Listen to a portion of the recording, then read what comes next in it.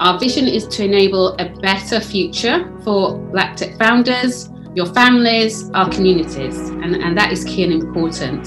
So the focus is very much on economic resilience and growing your business. It is about amplifying your voice and giving you that platform and potential for the future, because you're scaling and because you've got the foundation to access the capital that you need and grow.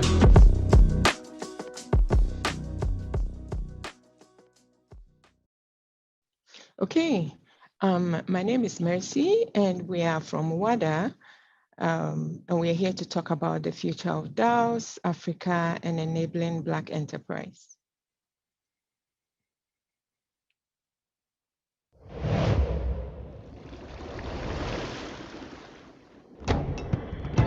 WADA stands for West Africa Decentralized Alliance.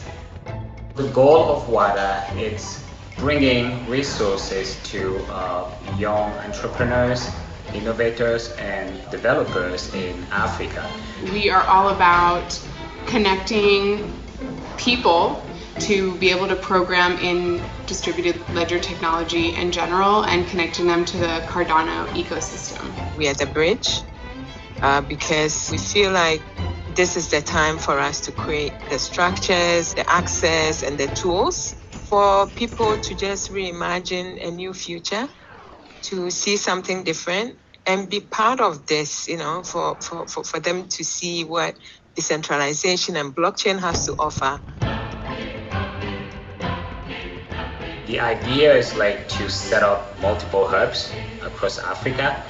Cameroon focusing on IT and agriculture, Ghana focusing on government and institution as well as academia, Senegal focusing on art and culture, and then sharing all that experience through the network. We want to give access to people on the continent and in diaspora to actually be part of this revolution.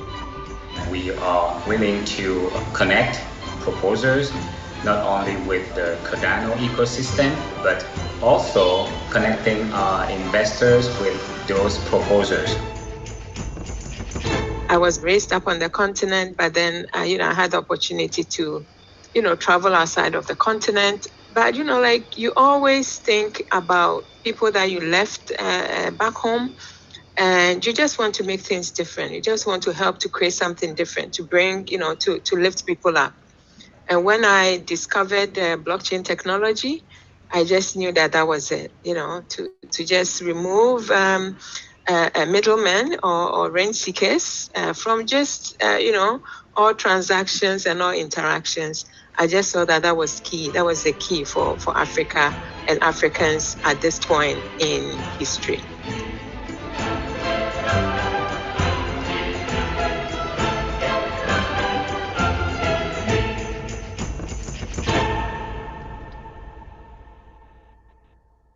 We'll hand over to Sydney to take us through what a bit more details of what we actually aim to do. And thank you, Dr. Shaw, for having us. So here at WADA, we're looking at using value transfer mechanisms as well as artificial intelligence and community engagement to enable this idea of DAOs. And what we want these DAOs to enable is, number one, finance, so through micro lending, social funding, which is giving back, infrastructure funding and wealth building. We already have some projects that we're working on in that space. Also through education, technology, and cultural exchange through stories, history, ancestral recognition. We also have some things going on there. And through dreams and barriers, which is this idea of connecting seekers with providers.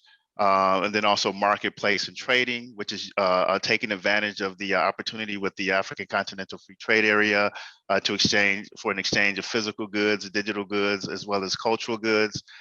Decision making, so incorporating decision making inside of our DAO. So for voting and consensus mechanisms, for voting up ideas and how we're being represented, and also projects, local projects and communities. And then also this idea of a restoration kind of mechanism, which is connecting the continent with the diaspora, again, with this idea of cultural exchange. The future is DAOs and AI. An article from underscore.vc, the effect of this massive wealth inflation by this category, decentralized autonomous organizations, is wondrous. Then there's an article in Medium. What's really exciting about DAOs is that they change the game when it comes to financial ownership. They allow organizations to be more adaptable, changes in market forces, and the individual is able to have more power and more voice in the organization.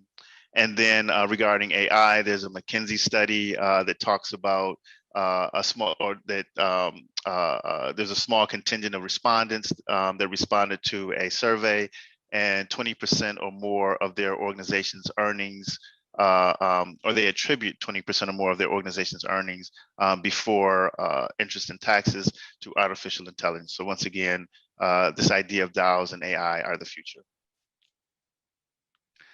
So our leadership team, of course, Mercy, Josh, Megan, Felician, and then myself. And we are really happy that you allowed us to present to you. And then we have our contact links as well as some resource links for you to check out. We are happy to provide the financial information as well. You know, we're on a journey to the future, and we're grateful that you've given us this opportunity to share. Thank you. Thank you.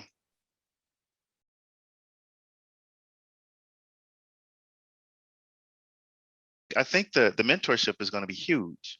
The network is going to be huge, and yeah, just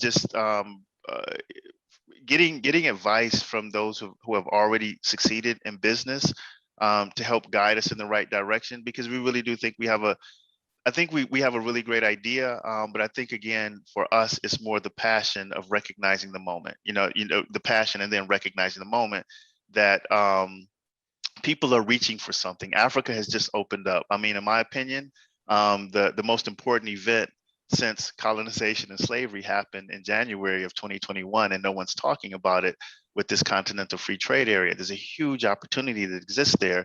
And I know here in the American diaspora, there's no talk about it at all.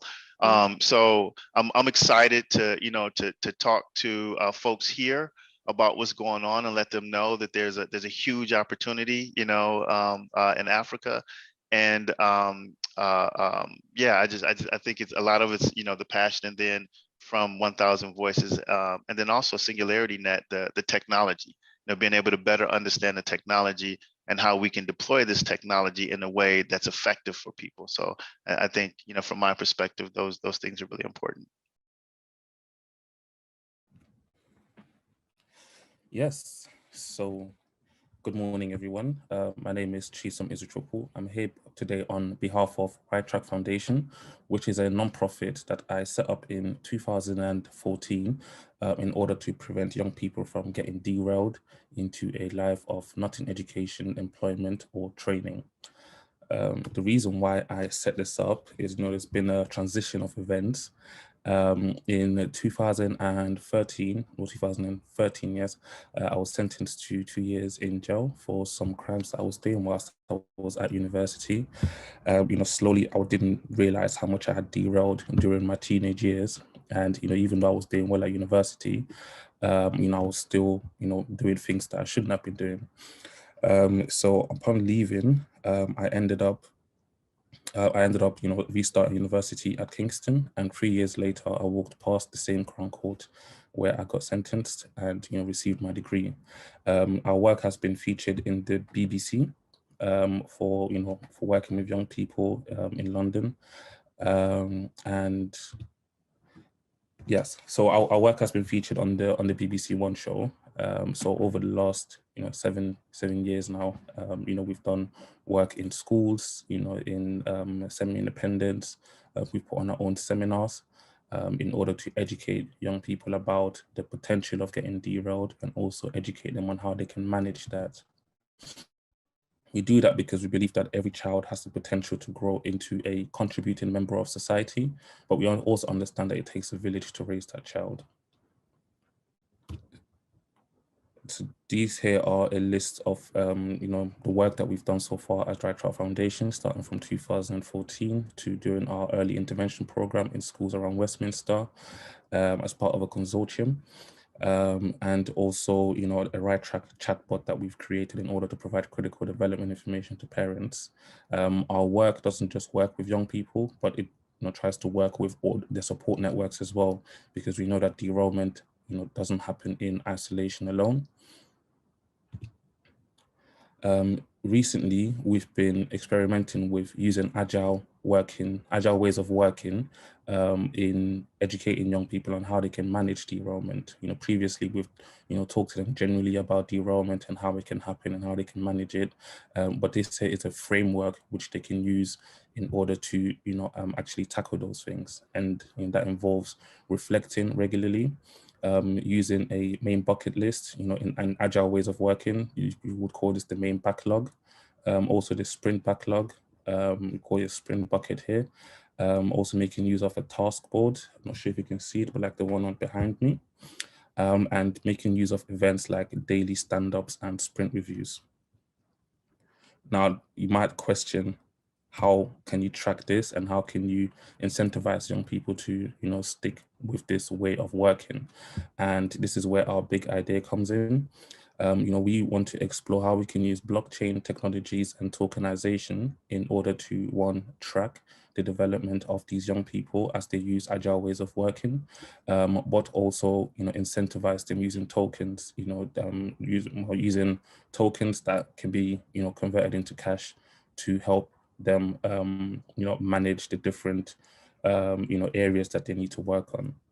So say a young person is exposed to one of our derailment prevention guides, whether that's through a workshop, through our YouTube web series, our ebook or social media, they would then go on to sign on to the platform, and work with our project planner in order to track their performance using agile events. So what we want to look at, so they will sign on to the platform and track their performance using these agile events like the daily stand-ups and things like that. And then also, sorry, yes. And then also, sorry about that. And then also we want to track the youth development and allow the young people to be invested we want to track the development of the young people and allow the young person to be invested in supporting them to reach the sprint goals. So rather than members of the public investing money in charities, we end up having them invest in young people directly, and they can track the way that their money has been used through these agile ways and blockchain technologies.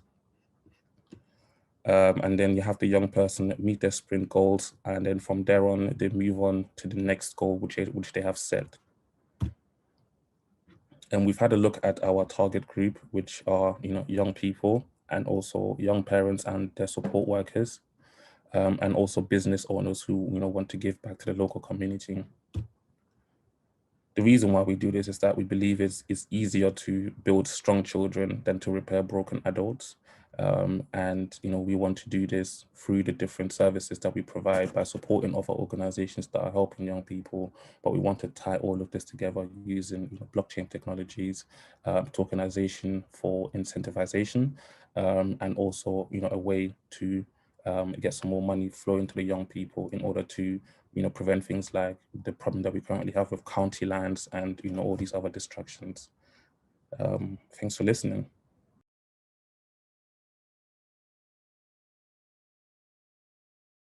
So one is the requirements gathering and supporting us in developing this technology, and also funding to help us to bring on a community manager and a project planner who could who would help us to manage the first stage of this requirements gathering and doing the workshops in schools and in some independence. And then Yes, the SingularityNET and 1,000 Black Voices has a large community of, entrepreneurs and, people who care. So, we would love to tap into those as well in order to see how we can make this an even better solution for the people we're trying to serve. So we are still building Paysiga. So it is we are revolutionizing banking in French Africa by reinventing the way people pay and manage their money.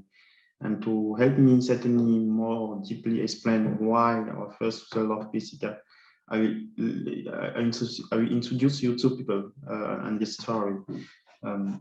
So the first person is Audrey, a 25 years old social entrepreneur.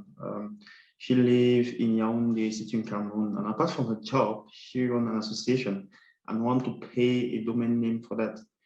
And as a continuous learner, they want also to pay some specific online courses related to the environment on platform like Coursera, Open Classroom, etc. And there's also Jordan, a 23 years old Gabonese who lives in Libreville. Each time he releases a new song, Jordan wants to be able to sponsor it on Facebook, Google Ads. And the thing is that Audrey and Jordan neither have a bank account, neither has a bank account nor a card, but they have so-called mobile money solutions. So in their current states, they can't unfortunately do what they want because they don't have a bank account and a credit card that is needed for that kind of transaction. And so actually they have two options. There's banks. So banks, Audrey and Jordan can open a bank account in a bank or order a prepaid card, but they didn't. Certainly why? Because let us take a look at the process to get a prepaid card in this market. So the first thing is Audrey needs to go in a bank agency queue. It's the second step. She needs to fill a lot of paper and pay sometime up to 35 euros if you want to get a card. You need to wait, she will need to wait up to 45 days, go back to get an account details when the account acts will be done. And each time she will need, after all the process, when she will get this account data, every time she will need to go in a card to top up the card, she will need to go in the bank agency, the balance, we need to go in the bank agency and all of that. So this is too complex. Also, it's busy, and so has Jordan. So she don't want that kind of complexity. So neither, and anyway, no one of us like complexity. So there's another option, however, which is mobile money solution. As I mentioned earlier, they are mainly used for peer-to-peer payment. But when you want to pay internationally, those solutions can be used. And they are also not that convenient when you need to manage your account because you need to type long USSD code. And that is, but there's an attempt to solve that problem. There's that kind of people that we call masters, and those people will do all the heavy lifting of struggling to open an account or get a card. And once this guy has a card, he will sell its usage to people like Audrey and Jordan. So for example, Audrey will pay a service fees of 5 euros, and in exchange, the master will pay the domain name. But this is not scalable, it's not time efficient and more expensive. So what Audrey and Jordan want is something which is super easy to use with the capability to instantly order instantly order a virtual card or a physical card and easily manage your monthly gist issue. So it's my pleasure to introduce Paysiga, which is actually a neobank for a digital payment account for the online. With Paysiga, you just can instantly order a virtual card or physical card in no more than 3 days. We provide also a lively and futuristic UX, enabling users like Audrey to easily manage their money so that she no more have to go in the bank agency for something as simple as getting her balance. So, and if they want to send money to someone, she can easily do that in the app. And moreover, the account is fully manageable. So that means that if they want to send money to someone, she can easily do that in the app and unblock, possibly to block the card. So I will let you now deeply dive into the questions somehow if you have. Yeah.